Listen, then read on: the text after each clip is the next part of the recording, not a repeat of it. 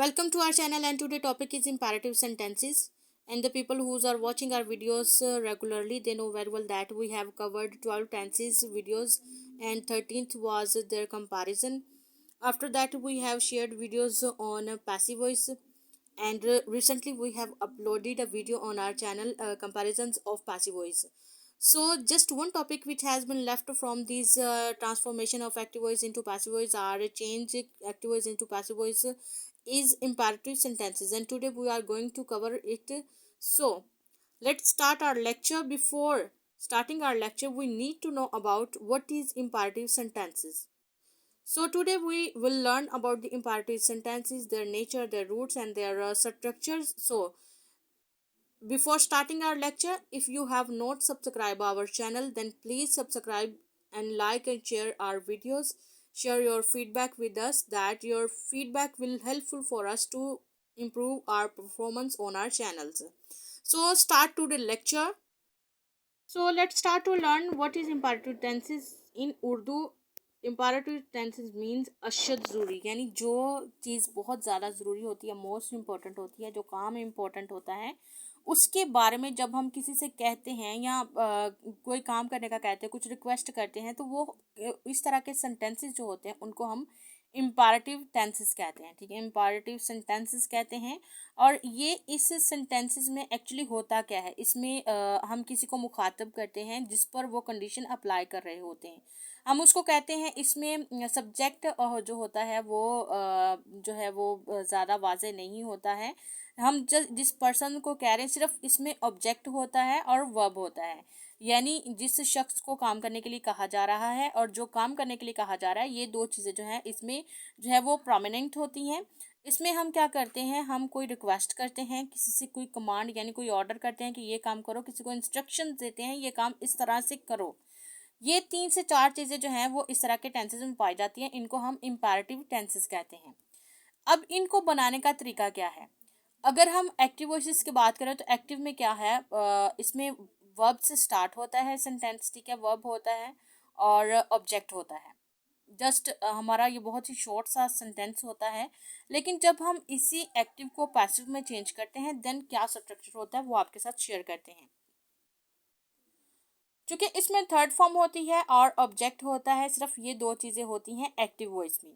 लेकिन जब हम इसी एक्टिव को पैसिव में चेंज करते हैं तो कैसे चेंज करते हैं, लेट जो है यानी ऑब्जेक्ट, हमने पहले ही देखा है कि जब हम एक्टिव को पैसिव में चेंज करते हैं तो ऑब्जेक्ट जो है वो हमारा शुरू में आ जाता है और सब्जेक्ट लास्ट पे चला जाता है। अब सब्जेक्ट तो इसमें है नहीं, लेकिन उसके हिसाब से जो हमारा सब्जेक्ट है वो हमारा शुरू में आ जाता है। यानी आप ये एक जब हमने कंपैरेटिव सेंटेंसेस को पैसिव वॉइस में चेंज करना है तो उससे पहले हम सेंटेंस शुरू होने से पहले लेट लगाएंगे। लेट के आगे हम ऑब्जेक्ट जो भी है हमारा उसको लगाएंगे, फिर उसके बाद थर्ड फॉर्म से पहले बी लगाएंगे। जिस तरह हम थर्ड फॉर्म से पहले हेल्पिंग वर्ब यूज़ करते थे तो बी हमारा जो है वो यहाँ पर हेल्पिंग वर्ब समझ लें आप। आपने जो है वो इस तरह से इसका स्ट्रक्चर लर्न करना है। इसको जब आप प्रैक्टिस करने लगे तो उसके ऊपर आप कॉपी के ऊपर लिखें जहाँ पर भी आप इसको प्रैक्टिस करते हैं। तो ये इसका स्ट्रक्चर है, लेट लिखना है, फिर ऑब्जेक्ट आएगा, फिर ऑब्जेक्ट के बाद बी आएगा और लास्ट पे आएगी थर्ड फॉर्म। अब यहाँ पर जो ये है जो सिंपल है यानी जो नेगेटिव नहीं है, तो नेगेटिव के लिए हम क्या करेंगे, लेट के बाद हम नॉट लगाएंगे, यानी ऑब्जेक्ट से पहले नॉट लगाएंगे और फिर उसके बाद जो हमारा अरेंजमेंट है वर्ड्स की वो इसी तरह होगी, बी आएगा और उसके बाद थर्ड फॉर्म आएगी, यानी लास्ट पे आपने थर्ड फॉर्म लिखनी है। अब दूसरे जब हम पैसिव वॉइस बनाते थे टेंसेस के, जो 12 टेंसेस की हमने प्रैक्टिस की, उसमें जब हम करते सब्जेक्ट को ऑब्जेक्ट बना देते हैं, ऑब्जेक्ट को सब्जेक्ट बना देते हैं। अब यहाँ पर सब्जेक्ट नहीं है तो ऑब्जेक्ट ही है, तो हमने क्या करना है, ऑब्जेक्ट को जो है वो स्टार्ट में लेके आना है। अब यहाँ पर मैंने कुछ जो है वो एक्टिव इम्पैरेटिव सेंटेंसेस लिख रखे हैं, हम उनको पैसिव में चेंज करेंगे। यहाँ पर सेंटेंस है हमारा रिंग द बेल। अब इसमें एक तरह का कमांड है, एक तरह की कमांड हमें नज़र आती है, तो ये सेंटेंस जो है वो कमांडेड है, रिंग द बेल। तो इसमें हमने देखना है ये वर्ब है और ये हमारा ऑब्जेक्ट है, यानी ये सेंटेंसेस जो इम्पैरेटिव सेंटेंसेस होते हैं वो it consisted on two things, verb, form of the verb and object. इसमें जो है वो सब्जेक्ट नज़र नहीं आता है। और इसलिए जो है ये शॉर्ट सेंटेंसेस होते हैं। इनको जब हम पैसिव में, ये एक्टिव है, ये जब पैसिव में हम इसको कन्वर्ट करते हैं तो हम क्या करते हैं, लेट हम शुरू पर लाजमी लगाएंगे, लेट। फिर उसके बाद आता है ऑब्जेक्ट। ऑब्जेक्ट क्या है हमारा, the bell, let the bell. Object के बाद क्या आएगा, बी आएगा, भी। थर्ड फॉर्म रिंग की थर्ड फॉर्म क्या है, रंग। तो ये हमारा एक्टिव से पैसिव इस तरह चेंज होगा, लेट द बेल बी रंग। अब हम नेक्स्ट देखते हैं ओपन द डोर। ये भी एक तरह का कमांडेड है। हम देखते हैं हमारा ऑब्जेक्ट क्या है, द डोर हमारा ऑब्जेक्ट है, तो लेट स्टार्ट में लगाएंगे, लेट। उसके बाद object the door, the. Object के बाद क्या लगाएंगे, बी। एंड ओपन की third form opened, let the door be opened. ये हमारा जो है वो एक्टिव से पैसिव में चेंज हो गया। नेक्स्ट है शट द विंडो। शट जो है वो वर्ब है यहाँ पर, और वर्ब से ये हमारा स्टार्ट हो रहा है, और जितने भी इंपैरेटिव हैं एक्टिव जो है वो वर्ब से ही स्टार्ट होते हैं। हमारा ऑब्जेक्ट क्या है, द विंडो। द विंडो जो है वो स्टार्ट में आएगा, लेकिन हमने क्या करना है, अकॉर्डिंग टू आवर स्ट्रक्चर हमने शुरू में पहले क्या लिखना है, लेट। उसके बाद हमारा ऑब्जेक्ट आएगा, लेट द विंडो। और हमारा ऑब्जेक्ट है, ऑब्जेक्ट के बाद क्या लगाएंगे, be, let the window be. Last पे क्या हमारी आएगी, थर्ड फॉर्म आएगी। तो थर्ड फॉर्म जो है वो शट की, ये फर्स्ट फॉर्म है तो ये यहाँ पर थर्ड फॉर्म इसी तरह ही आएगी, सेम एज इट इज आएगी, यही थर्ड फॉर्म है। फिर है राइट अ लेटर। यहाँ पर अ लेटर जो है वो हमारा ऑब्जेक्ट है, तो फिर इसके साथ जो है वो हम क्या करेंगे, अपने अकॉर्डिंग टू स्ट्रक्चर हम क्या करेंगे, लेट को शुरू में लिखेंगे, और हमारा ऑब्जेक्ट क्या है, a letter, right, let a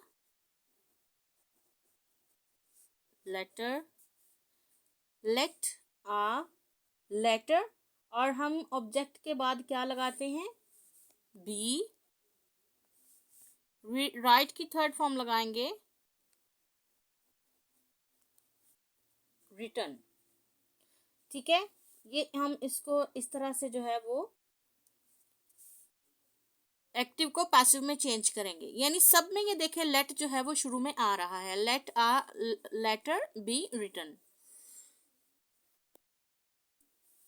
next है do not make a noise. तो ये एक तरह का कमांडेड है, तो कमांडेड भी कह सकते हैं और रिक्वेस्ट भी कह सकते हैं, do not make a noise. तो इसमें हमने क्या करना है, ये हमारा नेगेटिव है, तो आ नॉइज जो है फिर भी हमारा क्या है, ये हमारा ऑब्जेक्ट है, तो हम इसी के हिसाब से इसको सॉल्व करेंगे। तो लेट शुरू में आएगा, लेकिन ऑब्जेक्ट से पहले हम क्या लगाएंगे, नॉट लगाएंगे, लेट नॉट। फिर इसके बाद हमने जो हमारा ऑब्जेक्ट है वो लगाना है, let not a noise.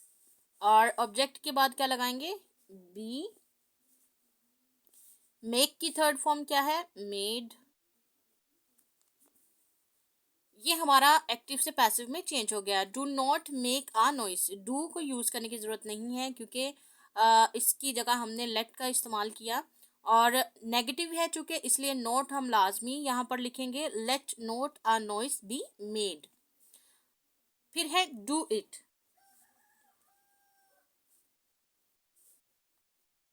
Late लगाएंगे, लेट, ये हमारा ऑब्जेक्ट है एक तरह का, इट। अब ये कोई भी काम है जिसको करने के लिए कहा गया है, तो ये एक तरह से हमारा ऑब्जेक्ट बना, लेट इट।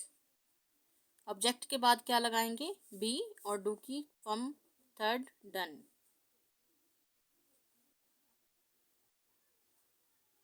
ठीक है, फिर लास्ट वन है पॉलिश माई शूज। तो क्या करना है, शूज यहाँ पर क्या है, ये एक हमारा ऑब्जेक्ट है जिस पर काम किया है। इसको क्या करना है, हम जैसे लेट पहले लेके आते हैं, लेट माई शूज। ये हमारा ऑब्जेक्ट है, let my shoes B polished. Third form.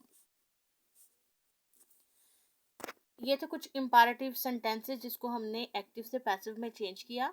इसके रूल्स को हमने आपके साथ शेयर किया, इसके स्ट्रक्चर को हमने आपके साथ शेयर किया और फिर हमने उसकी प्रैक्टिस भी की। इंपैरेटिव टेंसेस जो हैं वो हमेशा वर्ब से शुरू होते हैं, इसमें सब्जेक्ट नहीं होता है, इसमें ऑब्जेक्ट और वर्ब होता है। और जब हम एक्टिव से पैसिव में चेंज करते हैं, लेट स्टार्ट में आता है, लेट से आगे आता है ऑब्जेक्ट, ऑब्जेक्ट के बाद बी लगाते हैं और फिर बाद में थर्ड फॉर्म लगाते हैं। और ये आज हमारे जो है एक्टिव और पैसिव जो हैं वो ख़त्म हो गए हैं। कल हम कोई नया टॉपिक स्टार्ट करेंगे। सो अपना और अपने बच्चों का ख्याल रखिए और उनकी लर्निंग को हमारे साथ मिलकर आसान बनाइए।